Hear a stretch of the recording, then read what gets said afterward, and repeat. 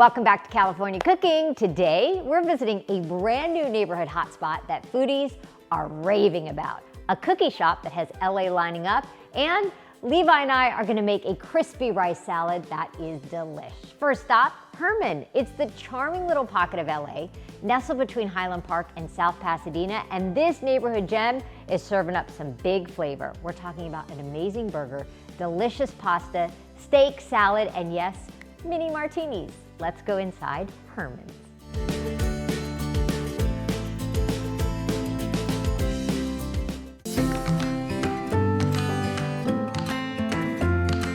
I'm Holly. I'm DK. Welcome to Hermon's. Hermon's is a neighborhood restaurant. You know, it's a bar and grill. Picture a burger, picture a great martini, picture French fries, picture a pasta. Somewhere you can come and eat every week. Hopefully for everybody. We are in the neighborhood of Hermon. This space actually felt like it wanted to be a restaurant, like it had wanted that for a long time.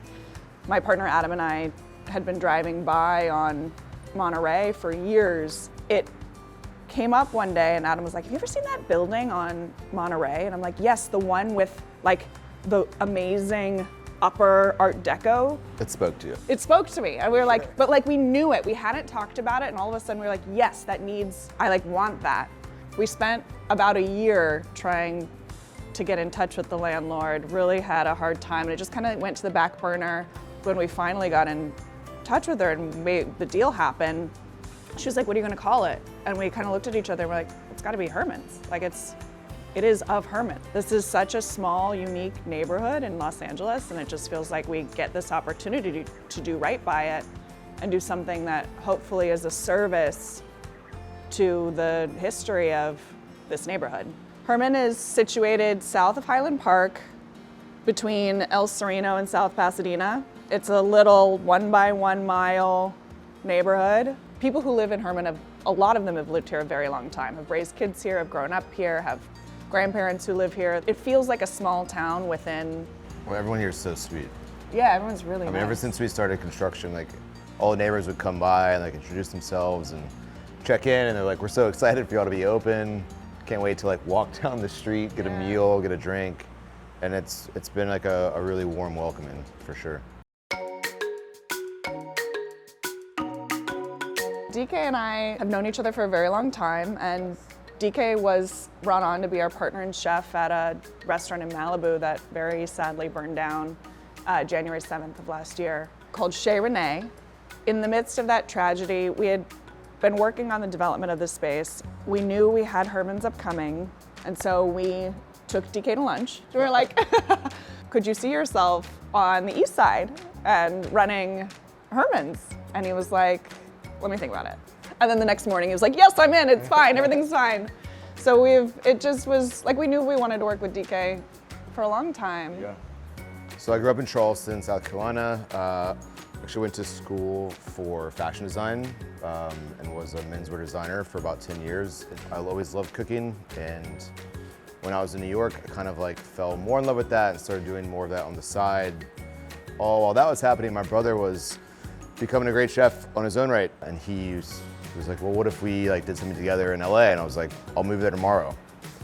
And I think it was maybe a month later he called me. He was like, hey, I'm gonna open a restaurant in LA. Do you wanna come open with me?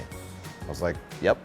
We opened Hayden, which is where we met. I think joining on to Hermon's has been an incredible experience. Definitely been like a lifelong goal to like kind of have this creative thing that I'm allowed to do what I want to do at. When we developed the Hermon's menu, I think it all started with us talking about kind of steakhouse type things, but really wanting it to not have, you know, your traditional steakhouse sides and kind of those types of dishes. We really started with what we had already developed for Chez Rene. I think the first dish we had for there was our burger, and I really wanted to still have that burger on a menu, so it was like, let's start here and we'll kind of branch out from there. And then it was, you know, let's get a steak on, let's work on pastas. I think pastas was like probably the most fun and time consuming and crazy, but I'm really happy with what we came out with. So the two-sheet vongole is our clam pasta. It's really like one large sheet of pasta that's folded like a book. It's filled with some whipped ricotta, and then we make a pan sauce of clams, guanciale, cream, clam jus, lemon juice, and garlic butter. When I eat it, I like cut a slice, then I like roll it up, so it's like a little rollatini bite. Oh, it's fabulous. Then we have the eau de chez burger, which is our cheeseburger, a milk bun. Then it has Dijon mustard, Bordelais braised onions. Cook our burger, just salt and pepper, and that is topped with a Soubise fondue. It's really a burger with 3 sauces. With onions. The loaded potato fritter, Holly loves a loaded baked potato. I really do. It's like one of my all-time favorite And foods. I wanted to have something for you. Thank you so much. And so we developed this, it's pretty much a 1,000-layer potato or potato pave, which is baked, then it has to be pressed overnight. Then we portion them, fry them, and then for service, we fry them again. So they're really cooked 3 times. They're topped with whipped cream cheese, olive oil, bacon, chives, Parmesan cheese, and black pepper. They're nice because they're like actually 4 pieces. They're like little towers. Yeah, so sharing it's really easy. And then one of our salads right now is our citrus salad. It's endive. We have a couple different citruses that are all in season. We have grapefruit, cara, blood orange, and then there's goat cheese, red onion, mint, and Thai basil. And then that is all dressed in a tangerine and anchovy vinaigrette. And drinks, my favorite topic. Tiny teenies. Tiny teenies. So we knew we wanted a huge martini. It was like, we gotta have the big V glass, and then talking about like how to find value in other ways on the menu, we came up with doing a tiny teeny as a counterpart to the large classic martini that we knew we wanted to have. The tiny teenies are now the top selling beverage because it's so great. Like you get in there, you get like an ice cold tiny little guy, and then you can have another one and you can still stand. We have a great happy hour. Yeah, happy hour, we knew we wanted to open with happy hour. Happy hour is crazy. It's fantastic. It's from 5 to 6 every day. You can get it anywhere in the restaurant, not just at the bar. And we're doing $10 martinis, the big guys, and $18 cheeseburgers, which is that perfect cheeseburger that DK has made. It's like the best deal in town. It's really great. Thank you so much for coming. Can't wait to have 1 to 3 tiny teenies with you all. Yes, and can't wait to serve you a couple burgers and some vongoles. Yeah, let's go.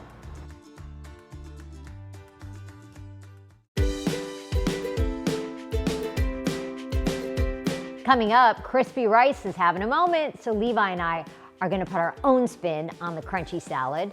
Plus, cookie lovers, get ready. We're heading to the bakery Angelino's can't stop talking about.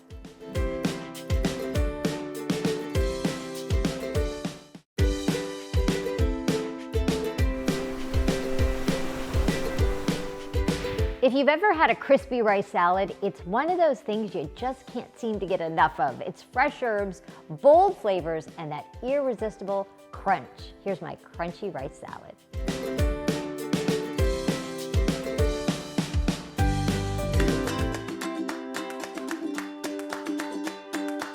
Levi's back. Hi. Hi.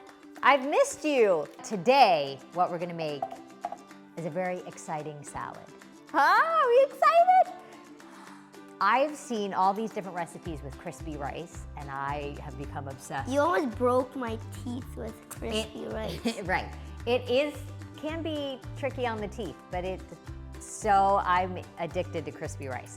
So what you need to make a crispy rice salad is some day-old rice. So I have some rice, just your plain white rice. Some olive oil. I'm using avocado oil. You could use coconut oil, but I wouldn't do olive oil just to make sure it doesn't impart too much flavor. But you want to coat your rice, and I've got an oven at 375. Can you dump this on the tray? You gotta fluff it up. I'm gonna hit it with a little salt, but basically you just spread it out. Get into little pieces. Now into the oven. How much does Theo love rice? A lot. First thing we're gonna do is marinate our cucumbers. I don't let Levi use this machine because I don't even like using the mandolin. It's very scary but it uniformly cuts things. Will you help me start adding lettuce to our bowl? You can use whatever lettuce you like. That's a mix of We're things. using this lettuce. It's baby greens crunch. We've got our cucumbers. Here's what I'm gonna do with these. Rice wine vinegar, and then you just let those marinate. Just even a few minutes is fine. So you let those get kind of tangy And these are my favorite. I know, I love those. I do too. Try one. We need a little agave. Like when you pickle anything, it's salt and sugar. So we've got our cucumbers. We'll just let those sit. Will you add a handful or two of the shredded carrots? I have a little white cabbage, and I'm just gonna cut up a little bit of that. Some very thinly sliced cabbage. What's your favorite thing to eat for dinner these days? A veggie taco. Well, I also like to have sushi. Cabbage there. Now let's do some cilantro. Chop up a little, like a rough chop. Could I chop it up? Carefully. There you go. Just, yep. All done. Keep fingers out of the way. Cilantro. Let's cut up. We're gonna cook with some of the green onion. I like cutting those. Okay. You cut off the little hairy bits. Yep. So sprinkle those on the salad. I'm also going to cut some radishes. So this has got all kinds of veggies. On top of this salad, I'm gonna do some ground beef, ginger, garlic, some spices, and some onion. Time to cook up our beef. You could do anything. You could do salmon, you could do shrimp. I mean, it's endless what you could put on this salad, honestly. Wagyu. He's got a bit of an obsession with Wagyu. So in here, I've got some avocado oil. You could do coconut oil. I'm gonna put in so I want things to get kind of crispy. Let me Just try. break up the meat. So you gotta go, remember, don't touch the side. I'm gonna do some black pepper, a little bit of salt, some sesame oil. Now the trick, you want to leave the beef on one side so it really gets nice and brown. In goes our scallions That I cut up. that you cut up, and then garlic, a few cloves of garlic. This is our ginger. Can you do that? As much ginger. As much as you can get in. As much ginger you could find at sushi restaurants. So I'm just letting it get really brown and crispy. Sesame seeds, Let me put it in. go up high. Coconut aminos, I'm gonna flip the meat. And I'm gonna add some gochujang, fermented chili paste. You don't have to go this route, but it adds a little something that I find interesting, and if you have it, cool. And our rice, you know what? I think I'm gonna just leave it as is, because Levi's right. If you over crisp it, you're breaking your teeth. Okay, we're ready to assemble our salad. We have our cucumbers that we're marinating in rice wine vinegar, a little bit of agave. I'm gonna get one. We're gonna sprinkle those on so they're vinegary. How's the crispy rice? Good. We're gonna make a little dressing. I've got some mayo, lime, and a lot of sriracha. And then we're gonna stir that up. Try the beef. It's really good. Ready? Are you ready to plate? In goes our crispy, gingery, sesame, garlicky, slightly spicy, slightly sweet ground meat. Okay, can you add the rice for me? Right on top. It's like a crouton almost, you know? This is a good piece. Some avocado. Now, last but not least, we're gonna do our sriracha. This just goes across like this, like a little drizzle. Treat it like ranch. Yeah, exactly. Treat it like ranch. And Done. our salad is complete.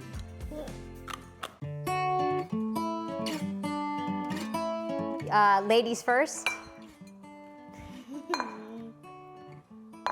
Hey! No, go ahead. Kids first. You gotta get a little bit of the veggies. You need a little of the sriracha, and then I'll get you some more meat too. I got the crispy. I don't get any I crispy. didn't break my tooth. This What do you is think? really, really good. Veggies can be delish.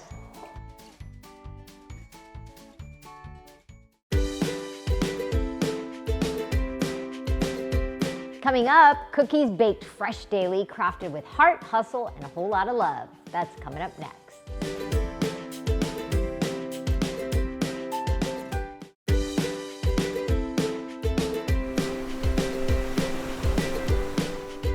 We love a good success story, and this one is especially sweet. A determined USC grad turned her passion into a melt-in-your-mouth cookie brand, and now the city is showing up in a big way. Let's meet the inspiring owner of Fleurs.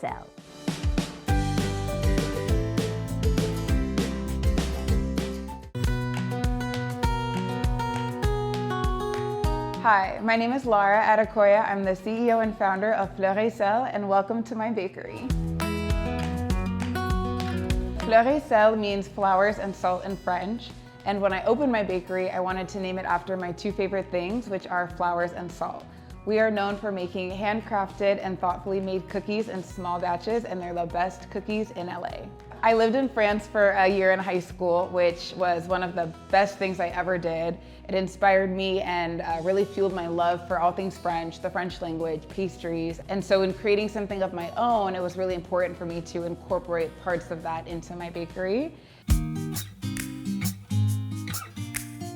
So I've always loved to bake. I come from a big family. My mom bakes a lot and cooks a lot, and nurturing us through food is truly her love language.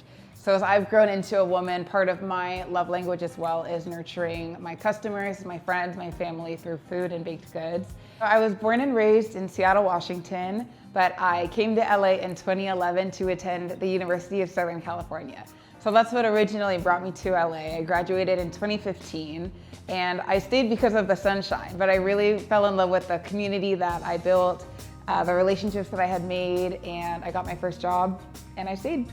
So at the top of the pandemic, we're talking April of 2020, I worked for a pretty well-known retailer, and we were furloughed from our job. I was at home with a lot of time on my hands, and I just found myself in the kitchen baking and kind of messing around with different recipes, making banana bread and cookies and bars. So I started giving them away to my friends just as like a, an I miss you or I'm thinking about you. And slowly, actually, one of my customers from my previous job asked to place an order. So I was like, okay, now I need to make a menu, I need to set pricing and take this a little bit more seriously. So I had my first order with her, which led to a second order, a third order, and then we all know about the power of social media. I made an Instagram page, and I just started taking beautiful pictures of my cookies and finding ways to connect with people. It started with pop-ups. I did pop-ups all over the city, and then for about 2.5 to 3 years, I had many customers circling to my apartment, and they would pull up in their cars. I would hand them the cookies through the window. It was 2 or 3 years of that. While in the background, I told myself that I really wanted to build a physical bakery. It was really important for me to, nurture this community, this online community that I had built, into a physical space that we're standing in today. I was able to build, my first brick and mortar bakery, design it how I like with the look and feel that brings me joy, and it's such a joy to be able to welcome all of my customers into my bakery. The bakery, Fleurs Bakery, we are located in the heart of West Adams. West Adams is a historically black and brown neighborhood that is changing. And it was really important for me, as I was deciding where I wanted to open my bakery, was to take into account my client base. So my customers come from all over, north and south, east and west. I wanted to be central, and I wanted to be a positive change to this community. So I've met a lot of the neighbors who remind me that they've been here for years, and they come in my bakery and they're like, what is this? And then they meet me and they see the cookies and they see the warmth and joy that I only wish to add to this community. So we've been really well received, and it's just a joy to be in this part of town. On opening day, April 2024, we had a line from here probably all the way to La Cienega. All of those customers that came, sure, many were new customers that heard about my bakery and were excited to try the new cookie shop opening in West Adams. But to note that so many of those customers were the customers that came to my first apartment in West Hollywood when I first opened in 2020. That to me is the power of the business that I built and the loyalty and the community that I built. I mean, that is the biggest testimony that I can give about starting a business, is really caring about your customers and getting to know them and allowing them to get to know you. In November 2025, I filmed a really exciting segment with Kim Kardashian as a part of her masterclass. So the masterclass was framed about entrepreneurship, building a business, and I'm really fortunate for the opportunity to have been able to sit down with her one-on-one and then to share my business with such a large audience. to have my business featured alongside her businesses, and just to kind of get her advice was just a really great experience. People keep coming back for. It's a couple things. Well, first and foremost, the cookies are freshly baked every day. If you come at 10 o'clock when we open, the cookies are literally melting in your mouth and they're fondant and warm. I think the second thing that's really intriguing about my bakery is that we have a rotating menu. So every week you can expect to find, chocolate chip, vanilla beans, snickerdoodle, peanut butter, and oatmeal. But after that, it's kind of a surprise what you're gonna find in the shop. So if you follow us on Instagram or if you go to my website, every Monday I set the tone of the week of what we're gonna offer. So sometimes it's matcha white chocolate, sometimes we have a strawberries and cream. We've recently introduced our thumbprint cookies with caramel and lemon and raspberry jam. And we've also started to introduce some really delicious bars like a Nutella cheesecake brownie, a brownie Oreo cookie bar. We have a raspberry cheesecake bar. So it's always something new that you'll be able to find in the bakery. And I think that's what's really intriguing. Also just knowing that I have a small team, we're all women, we really care about the craft, and I think it really shows when you enjoy the product. Thank you so much. I hope you guys come and visit the shop. Again, we're located in West Adams. Follow us on Instagram at Fleurs and come say bonjour. Well, that does it for us. Thank you guys for watching. See you next time.